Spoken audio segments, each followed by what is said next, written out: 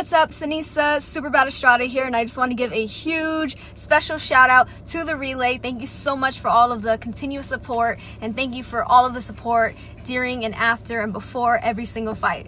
Welcome to the motherfucking relay. We're covering today's top boxing news. Ow! Okay, we'll start with this. Well, Shawn Porter had this to say. He said, "Still light in that tunnel for those who want me to fight Terrence Crawford." He's quoted as saying, "I don't know exactly what's going to be said or done, but there's still light in that tunnel for those who want to see Showtime Shawn Porter versus Terrence Bud Crawford." Porter would be considered Crawford's best opponent since he moved up to welterweight 2 years ago. Errol Spence Jr. is the welterweight most fans want Crawford to face, but Porter gave Spence the most difficult fight of his career 6 months ago.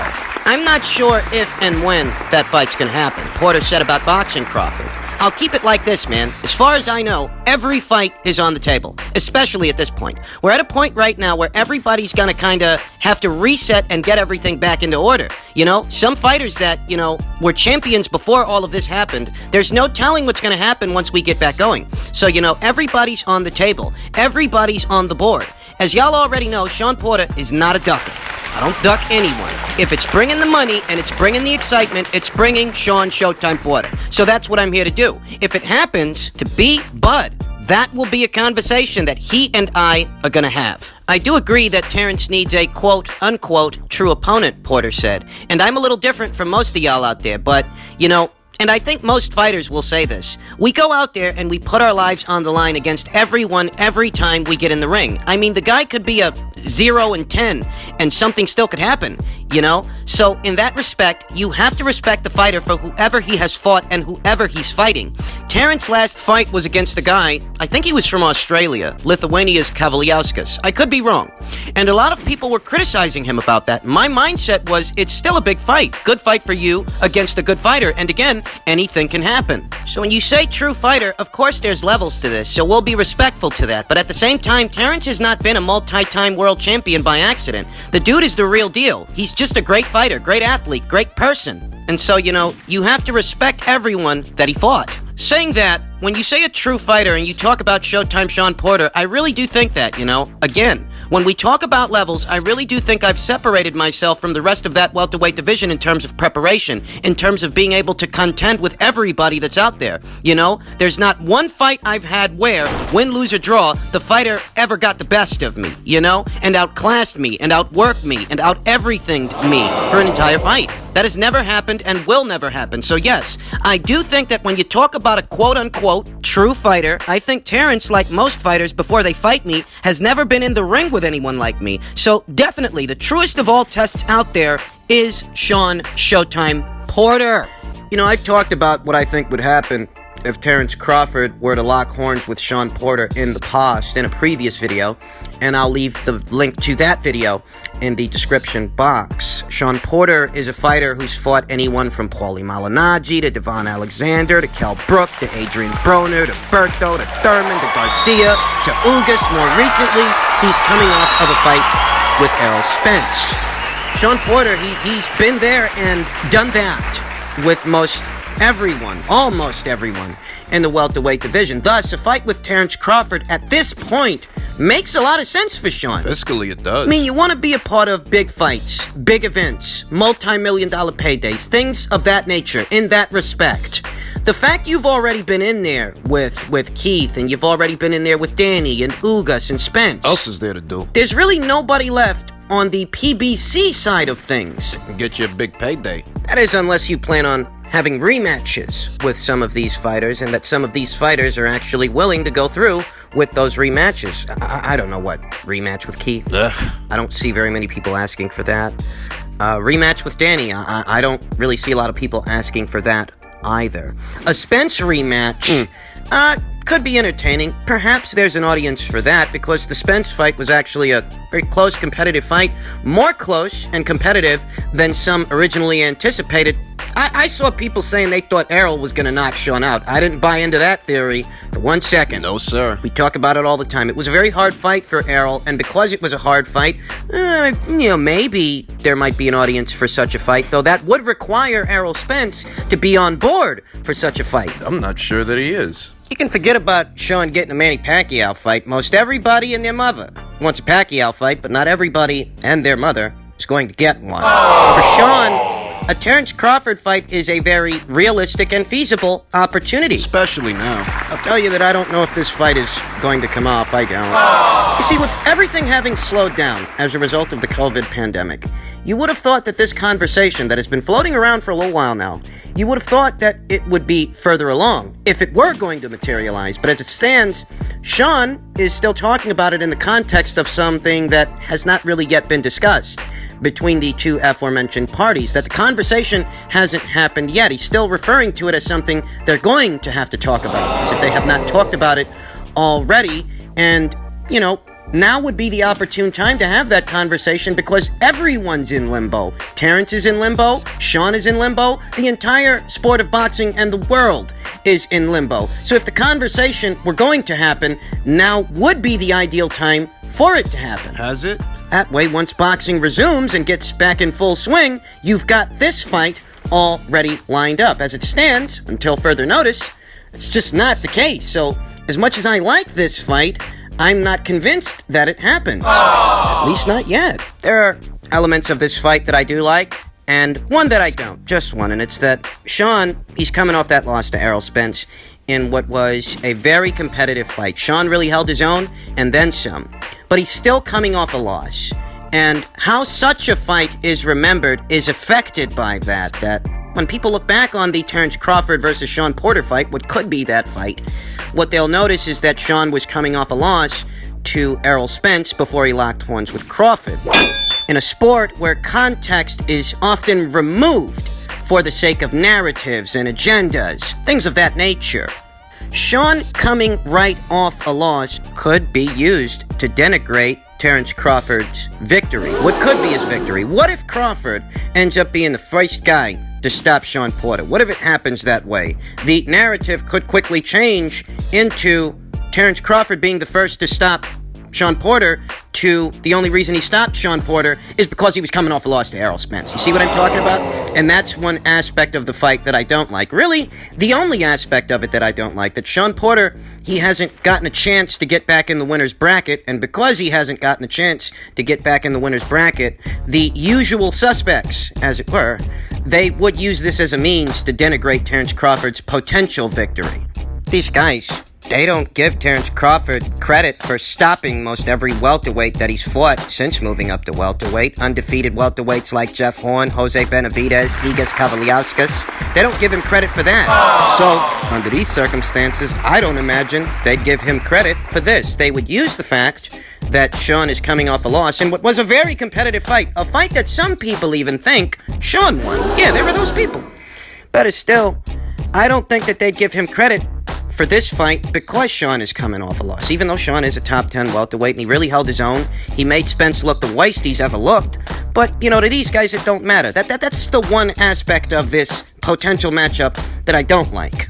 But, you know, regardless of what I do and don't like about this fight, I don't see this being the very next fight Terrence Crawford is engaged in. I don't. I think that Kell Brook might actually be a little bit more likely, to get that Terrence Crawford fight than Shawn, because I reiterate, everything has slowed down. Boxing and the world itself is at a standstill. But this conversation is no further along than it was before the COVID pandemic hit. It hasn't gotten anywhere. And that indicates to me that, you know what, it might not get anywhere. At least not for the next fight, you know. Maybe sometime thereafter, but as far as what's next for Crawford and what's next for Shawn, it doesn't look like it's going to be fighting each other. In other news, you might have seen a tweet from Andy Ruiz addressing Dillian Whyte's claim that he offered him $5 million to have a fight in the United States. To that, Andy Ruiz said, "Stop clout chasing. You never offered $5 million. Hashtag lies." And this tweet essentially makes this a case of he said, she said. What Dillian Whyte previously said that he made two offers to Andy Ruiz. One offer to fight in the United Kingdom and another to fight in the United States. Andy Ruiz is saying that those are lies, particular to this conversation, a $5 million offer to fight in the United States. Who you believe is entirely up to you, because this is, I reiterate, a case of he said, she said. I don't think very many of you out there will be surprised to know that I tend to believe Dillian Whyte in this situation. I tend to believe that these offers were made to Andy Ruiz, and either Andy himself or someone on his team so decided to reject these offers, as Dillian Whyte, whether you want to accept it or not, is a top 10 heavyweight across the board. Doesn't matter where you look, whether it's Transnational, Ring Magazine, BoxRec, or ESPN's ranked standings for division by division top 10 fighters. Dillian just so happens to be a divisional top 10 fighter. And Andy, coming off a loss and being in between trainers, even now, weeks into this COVID pandemic and months after his loss to Anthony Joshua, Andy Ruiz has still not pinned down a trainer. All the talk seems to be that he may join forces with Eddie Reynoso, who trains Canelo Alvarez, Oscar Valdez, etc., etc. But as it stands, that partnership has not been made official. Thus, at the time that these offers may have been made to Andy, he doesn't even have his trainer situation ironed out, and he's coming off a one-sided loss to Anthony Joshua. So that's just not the opportune time to accept such a fight. I can believe that these offers were made to Andy, and with these things in mind, those offers were rejected. I mean, Andy Ruiz, as far as clout goes, because he's accusing Dillian Whyte of clout-chasing, as it were, in a generation that is very heavy on buzzwords and catchphrases and hashtags. It's very easy to write off something real with something fake. Oh, he's clout-chasing you because your stock, it's on the up and up right now, right? You're doing so fucking great. Right? Has to clout-chase you for all of the clout that you currently possess. That's why he actually had a fight on the horizon, a pay-per-view event, a domestic pay-per-view, but better still, it's more than Andy had going on before COVID shut everything down.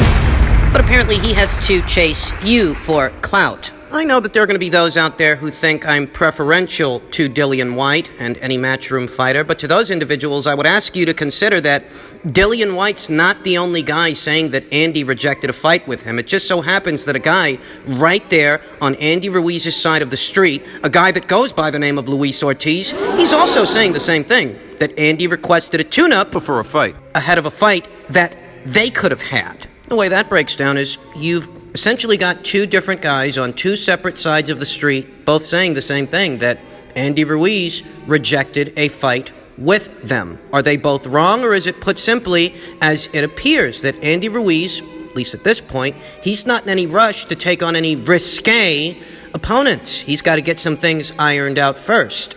I don't have to tell you which one of those fights would yield a bigger financial return for Andy than the other. Both fights are interesting fights. Both fights would get the attention of boxing fans, especially now. Boxing fans that are starving for a boxing match, especially a high-level one, as Andy Ruiz, Luis Ortiz, and Dillian Whyte, all three of them happen to be rated as top 10 fighters in the heavyweight division. Thus, you can mix and match the names, and either way, you're going to get a good fight. But as far as finance goes, which I've no doubt is a motivating factor, well, a Dillian Whyte fight would yield a bigger financial return. Whether it's in the United Kingdom or the United States, that fight would get Andy a lot more money than a Luis Ortiz fight. I mean, Luis Ortiz Won't get you the same money. Think about it. In the United Kingdom, Dillian Whyte versus Andy Ruiz is a bona fide pay-per-view waiting to happen. The kind of fight that would fill up an arena, would sell a couple of pay-per-view buys. Thus, the finance is there for Andy, for Dillian, for such a fight in the United Kingdom. In the United States, it's more or less the same thing. That if Andy Ruiz doesn't feel like boarding a plane and having such a fight in Dillian Whyte's neck of the woods, here in the States, DAZN would flip the bill for such a fight. So once again, the finance is there. Andy Ruiz is showing residual signs of his old bad habits, which basically boil down to a lack of ambition. A fight with Dillian Whyte isn't just a lucrative opportunity, it's also an opportunity to get in a pole position for a title shot at the green belt. You beat Dillian Whyte, you become the interim champion, you get the winner of Wilder versus Fury 3. So it is an opportunity in more ways than one, and I believe that it's an opportunity Andy Ruiz, at least right now, doesn't want. You gotta remember, According to Andy Ruiz, the man himself, not according to me, not according to you or anyone else, according to Andy Ruiz, he didn't bother to train for the Anthony Joshua rematch. And if you didn't take that situation seriously, it's a safe bet that you wouldn't take this one seriously either, in spite of what opportunities lie in wait as a result of it, as a result of a potential victory. You got the chance to make a couple more millions for your bank account, and you have that which to look forward to moving forward, as a victory would line you up for a world title shot, another world title opportunity. And none of this seems to have gotten Andy Ruiz out of bed. You tell yourself, you tell the boxing world that Dillian Whyte is clout chasing you. Listen, in order for somebody to clout chase somebody else, they have to have some clout to begin with. And right now, Andy Ruiz's stock and what clout he thinks he has, or what clout he wants people to think he has, he doesn't actually have. You're not in a pole position right now to do anything. Nada. You don't have any world titles. You don't have any world title opportunities. You're coming off a loss, a one-sided loss. But you think Dillian's clout chasing by offering you a fight? Yeah, right. Let me tell you something. There's actually plenty of reason to believe that such an offer was made to Andy. Look at the kind of money that Oscar Ruiz was given to fight Dillian Whyte. They gave this guy upwards of $1 million. This guy actually put signing a contract to Top Rank on hold due to the financial opportunity presented to him to fight Dillian Whyte. So if they could offer, the likes of an Oscar Ruiz that kind of money, pretty sure that they could do a little better than that for Andy. I'm pretty sure that they did just as well. Look at the kind of money that they gave Mikey Garcia to fight the likes of Jesse Vargas. They gave that guy something like $7 million for that fight. So when Dillian Whyte says that such an offer was made to Andy Ruiz, I have reason to believe him. But I think that if Andy Ruiz so decided to reject said offer, it's because, one, he's coming off a loss, he's in a rebuilding process. Two, he's between trainers. Now is simply not the most opportune time to take on such a fight. And whether or not you guys out there want to vilify him for it is entirely up to you. But I will say that it's Andy Ruiz accusing Dillian Whyte of clout chasing that cannot be defended, that cannot be overlooked. This guy's got no reason to chase you for clout because you don't have any clout. You've got nothing going on. You're likely trying to disguise the fact that what you did in reference to Dillian Whyte, it looks a lot like a duck. It looks like he was willing to go ahead with a fight and you weren't. And that's what you're trying to disguise. That's what you're trying to hide from the prying eyes of the boxing community.